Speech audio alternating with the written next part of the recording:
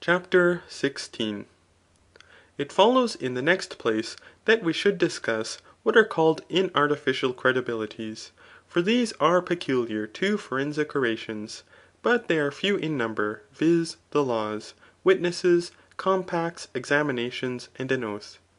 In the first place, therefore, let us speak about laws, how they are to be used, both by him that exhorts, and him who dissuades, by him who accuses, and him who defends. For it is evident, that if the written law indeed is contrary to the affair, the common law must be used, and equity, as being more just. And it is also evident that the best decision will be given when the written laws are not entirely used. The equitable likewise always remains and never changes. And this too is the case with common law. For it is according to nature, but written laws are frequently changed.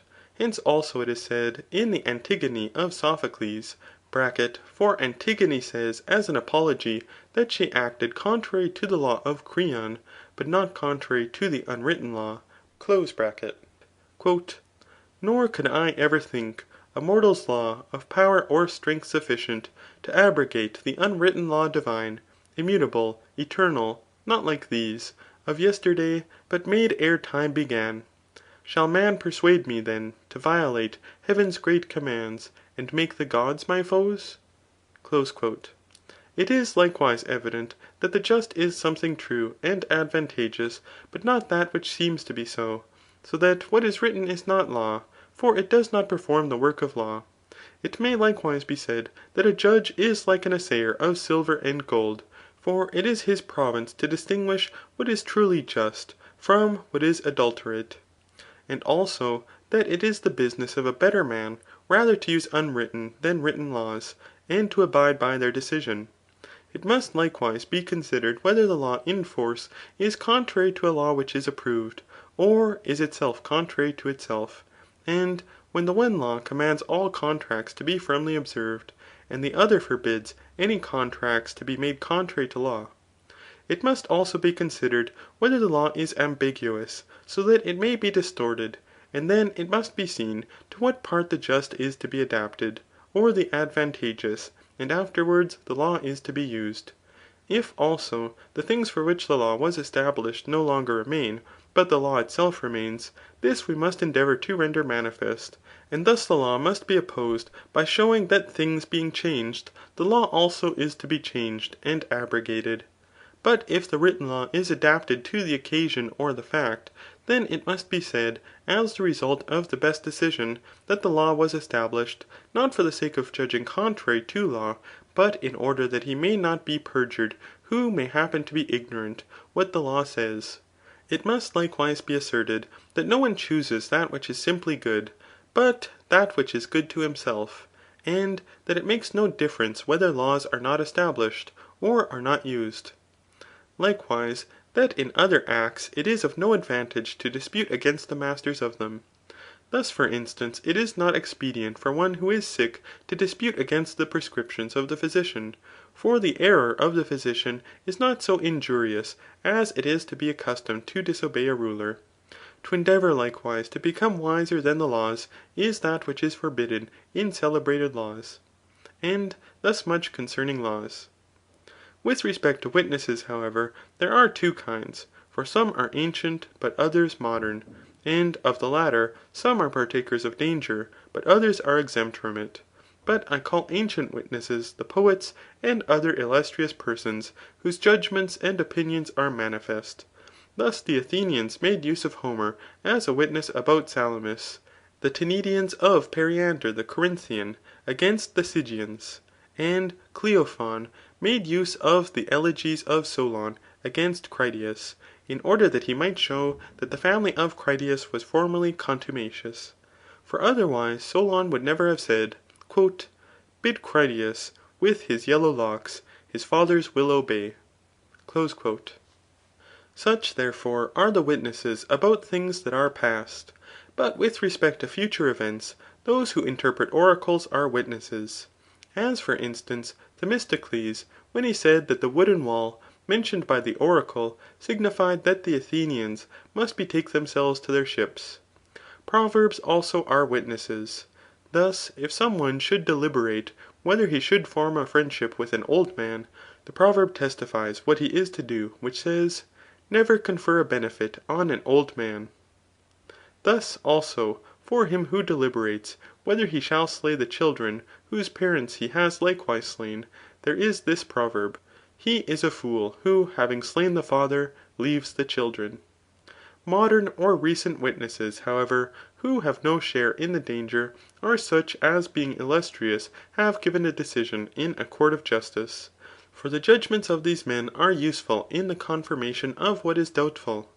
Thus Eubulus, in a court of justice, employed against Chares, what Plato had said against Archibius, that it was common in the city for men to acknowledge themselves to be depraved.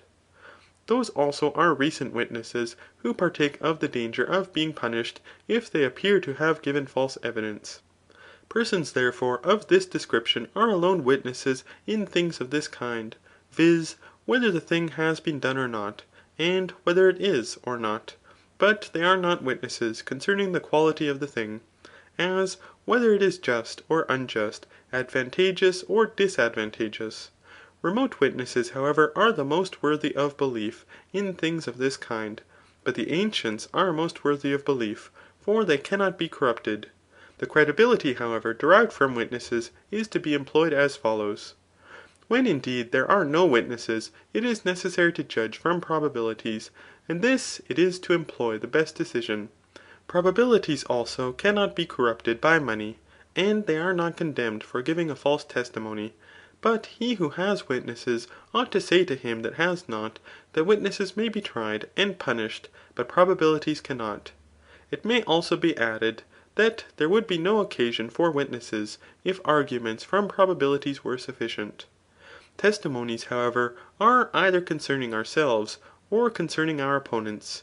And some indeed are concerning the thing itself, but others concerning the manners of persons. Hence it is manifest that we can never be in want of useful testimony.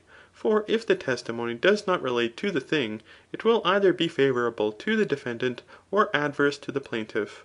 But the testimony respecting manners will either evince our probity, or the depravity of our opponent. Other particulars, however, respecting a witness, whether he be a friend, or an enemy, or neither, whether he be a man of reputation, or an infamous character, or neither, and whatever other differences there may be of the like kind, must be derived from the same places from which enthymemes are derived. With respect to compacts, an oration is so far useful as it increases or diminishes their authority, or so far as it renders them credible or unworthy of belief. For it is favourable to the speaker to show that the compacts possess credibility and authority, but the contrary is favourable to the opponent. The same arguments, therefore, are to be employed in showing that compacts are worthy or unworthy of belief, as we have employed in the affair of witnesses. For such as those persons are, who have subscribed and signed the compacts with respect to being worthy or unworthy of belief, such also are the compacts. When, however, it is acknowledged by the litigants that compacts were made, if this acknowledgment is appropriate, the authority of the compacts is to be increased. For a compact is a private law, and is of a partial nature. And compacts indeed do not give authority to the law, but the laws give authority to legal compacts. And in short, the law itself is a certain compact, so that he who disbelieves in and subverts a contract, subverts the laws.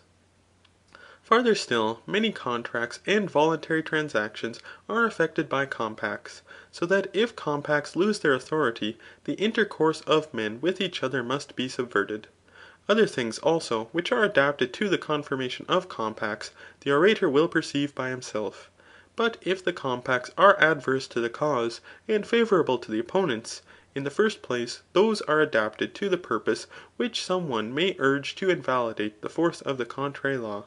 For it is absurd that we should think laws are not to be obeyed, which have not been established rightly but by fraud, and that we should not think it necessary to observe compacts which have been rightly made. In the next place, it must be said that a judge is a dispensator of what is just, and therefore that his attention is not to be directed to the observance of the compacts, but to that which is more just.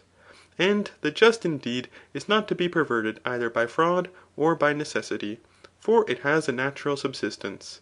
But compacts are made both by persons who are deceived, and those who are compelled. In addition to these things, also, it is requisite to consider whether the compact is contrary to any written or common law, and to things just or beautiful, and besides this, whether it is contrary to any posterior or prior contracts.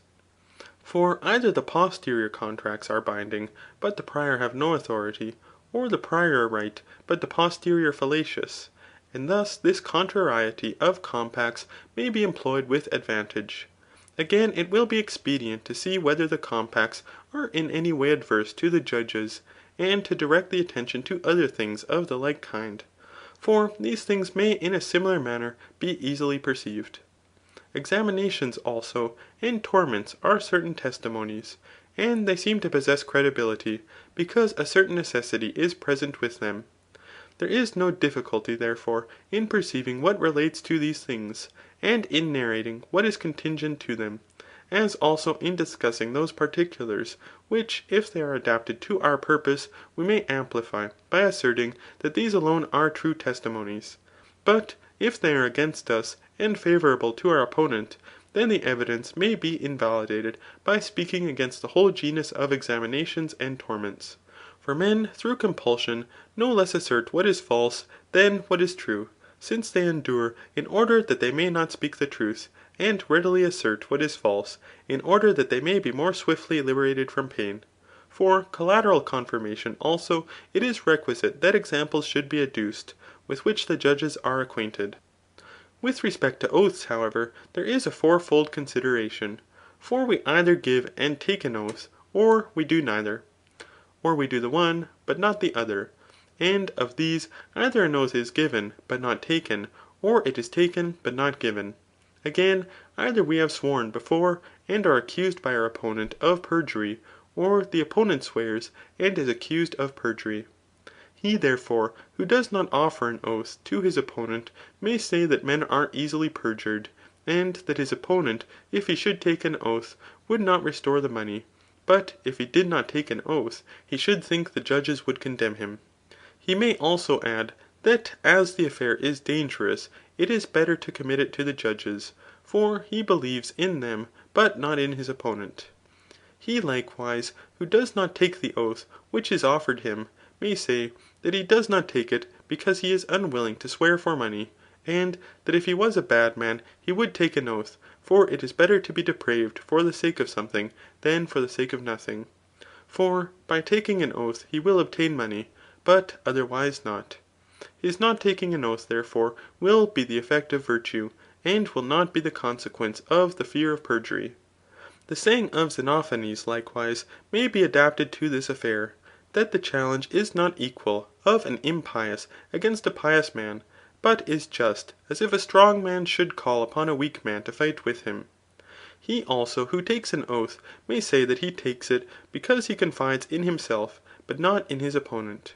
And by inverting the assertion of Xenophanes, he may say that the challenge is equal if an impious man offers, but a pious man takes an oath. And that it is a dreadful thing he should not be willing to swear respecting those things for which he thinks he is right, and the judges should pass sentence on those that take an oath. But if he offers an oath, he may say that it is pious to be willing to commit the affair to the gods, and that there is no occasion for his opponent to require any other judges, since the judgment of the cause is committed to him through an oath. He may likewise say that it is absurd that his opponent should not be willing to swear concerning those things about which he requires others, i.e. the judges, to swear. Since, however, the manner in which we ought to speak according to each of these four modes is evident, it is likewise evident how we ought to speak according to these modes when combined. As for instance, if a man is willing indeed to take, but not to give an oath, or if he gives, but is unwilling to take it, or if he is willing both to give and take it, or is willing to do neither. For a combination must necessarily be made from the above mentioned modes, so that arguments also must necessarily be composed from them. If, however, any one has before taken an oath, and which is contrary to the present oath, it must be said that there is no perjury. For to do an injury is a voluntary thing, but things which are done by violence and fraud are involuntary. Hence, therefore, it must be inferred that injury is committed in the mind, and not in the mouth. But if the opponent has before sworn, and is now unwilling to abide by his oath, it must be said that he subverts all things who does not adhere to what he has sworn. For on this account also judges that have taken an oath use the laws. And it may likewise be said in the way of amplification. Shall we rejoice indeed that you judges should abide in the decision which you have made after taking an oath, and shall not we abide in the oaths which we have taken? And such other things as may be said for the purpose of amplification. And thus much concerning inartificial credibility. End of chapter 16 of book 1. Recording in memory of Mitchell Edwards.